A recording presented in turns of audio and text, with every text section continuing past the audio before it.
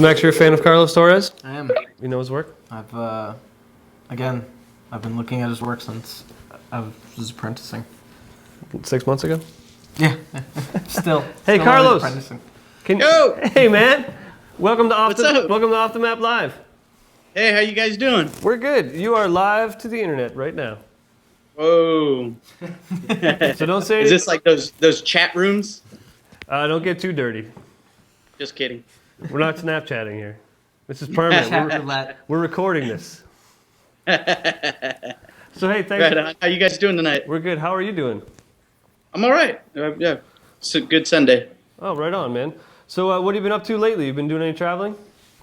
I've actually had a couple months off. I'm probably hit the road in a little bit. Going to Singapore in the mid-December. Oh yeah. And then January starts all the traveling again. But it's been nice to have a little bit of time off. Like just really doing a lot of painting, drawing, trying to create some new stuff. So yeah, nice. You haven't been doing a lot of tattooing recently? You've been doing more painting and things like that?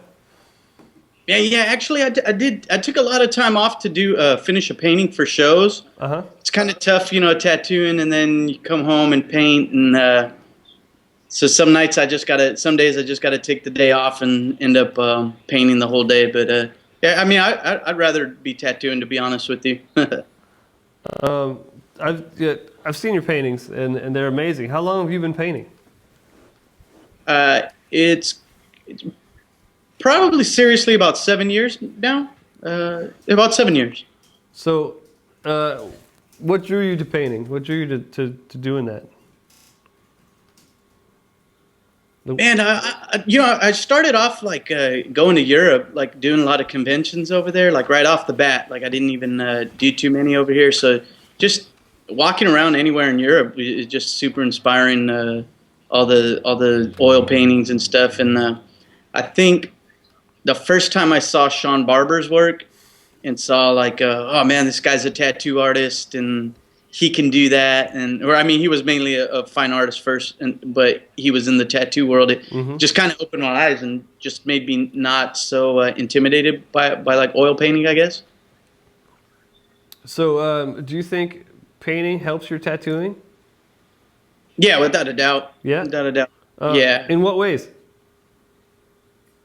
I think that anything that you do artistic is going to feed the other, in any medium that you work on. I mean, anything that you do, photography, painting, drawing, anything, I think that it'll help your tattooing because I think your creative mind gets better in tattooing. You start doing, right now I'm really searching to do stuff that really hasn't been done or seen, I guess you could say, like imagery wise.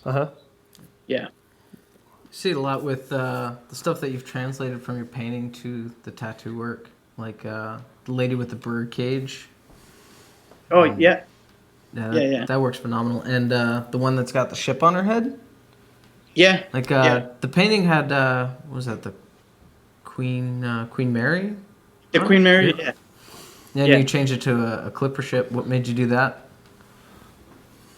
The painting was actually commissioned for the Ink and Iron Festival out here in Long Beach, and so I think just tattoo-wise, I think it looked cooler. I mean, with the old, clipper pirate ship, that's.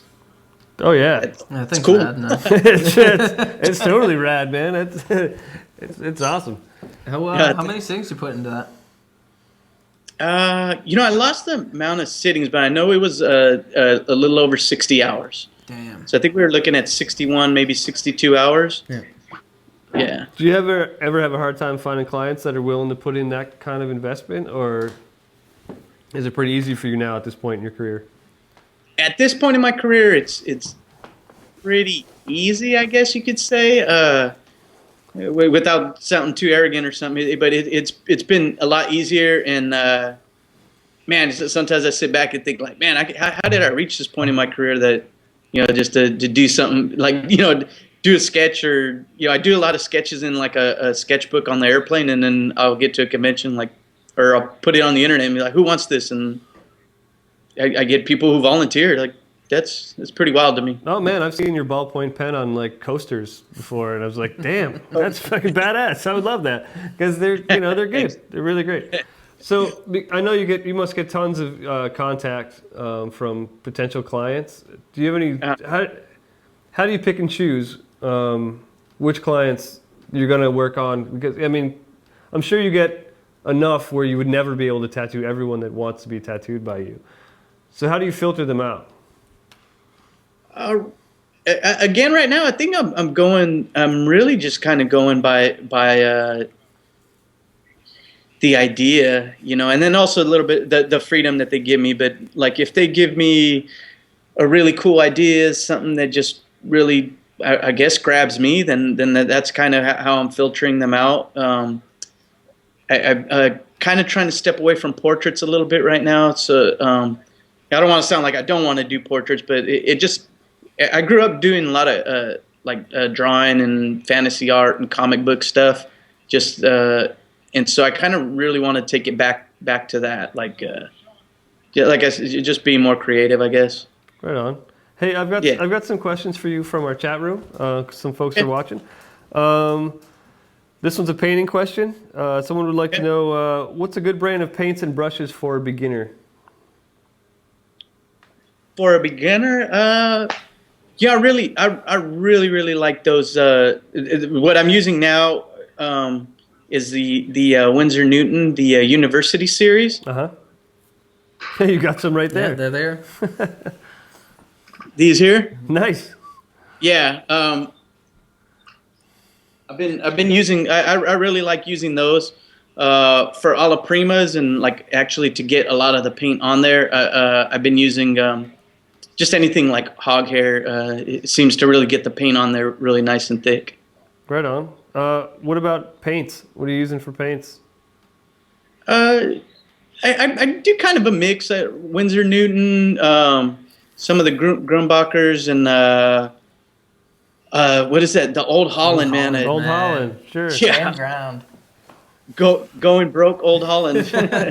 Yeah. Yeah, those are expensive, but man, those are some nice paints.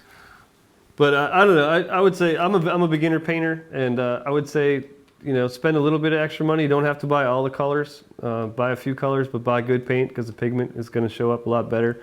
A lot of the student paints just don't have it. Like you get lots of paint, but you don't get nearly as much pigment. It's just yeah. You could take after Jeff Gogway and you could use 3 colors. Just get good paints. Good paint weighs heavy.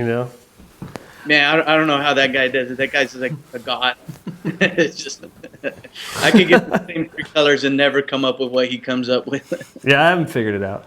I've sat through his seminar. I can't figure it out.